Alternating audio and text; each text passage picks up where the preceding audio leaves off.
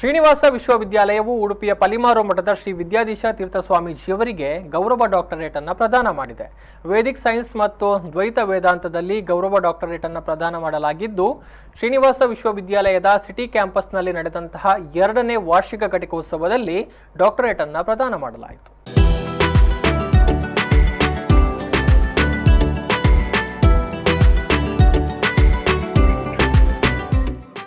ಪದವಿಯನ್ನ ಸ್ವೀಕರಿಸಿ ಮಾತನಾಡಿದ ಅವರು, ಶ್ರೀನಿವಾಸ ಎಂಬ ಹೆಸರಿಗೂ ನನಗೂ ಅವಿನಾಭಾವ ಸಂಬಂಧವಿದೆ.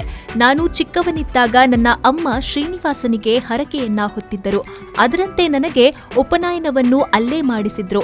ಇದೀಗ ಶ್ರೀನಿವಾಸ ವಿಶ್ವವಿದ್ಯಾಲಯದಿಂದ ಗೌರವ ಡಾಕ್ಟರೇಟ್ ಪ್ರಶಸ್ತಿಯನ್ನ ಪಡೆಯುತ್ತಿರುವುದು ವಿಶೇಷ ಹಾಗೂ ಸಂತಸದ ವಿಚಾರ ಎಂದರು.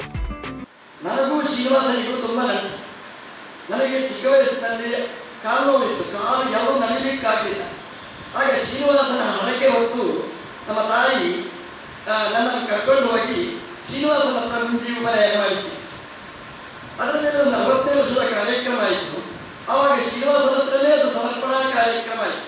ಇವತ್ತು ಡಾಕ್ಟರೇಟ್ ಪ್ರಶಸ್ತಿಯು ಕೂಡ ಅದೇ ಶ್ರೀನಿವಾಸನ ಹೆಸರಿನ ಒಂದು ಯೋಗಾಯೋಗ ಅಂತ ಹೇಳಲಿಕ್ಕೆ ನಾನು ತುಂಬ ಸಂತೋಷಪಡ್ತೇನೆ.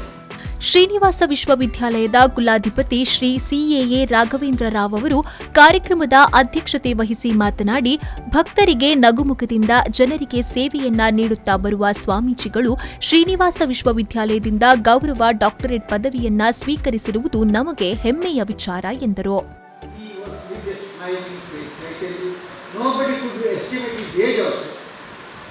When my vice chancellor told me that he is born in 1960, I was shocked. I was thinking that he must be around between 40 to 45 years.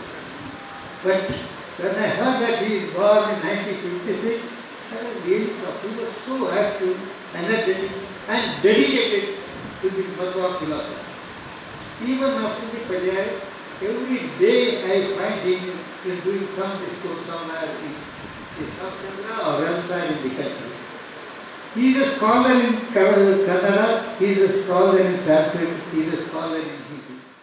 ಕಾರ್ಯಕ್ರಮದಲ್ಲಿ ಶ್ರೀನಿವಾಸ ವಿಶ್ವವಿದ್ಯಾಲಯದ ಸಹಕುಲಾಧಿಪತಿ ಡಾಕ್ಟರ್ ಎ ಶ್ರೀನಿವಾಸರಾವ್, ಕುಲಪತಿ ಡಾಕ್ಟರ್ ಪಿಎಸ್ ಐತಾಳ್, ಆಡಳಿತ ಮಂಡಳಿಯ ಟ್ರಸ್ಟಿ ಸದಸ್ಯರುಗಳಾದ Shrimati Vijayalakshmi R Rao, professor A Mitra S Rao, ಕುಲಸಚಿವರುಗಳಾದ doctor Anil Kumar, doctor Srinivasamayya, doctor Ajay Kumar, Aditya Kumar ಉಪಸ್ಥಿತರಿದ್ದರು.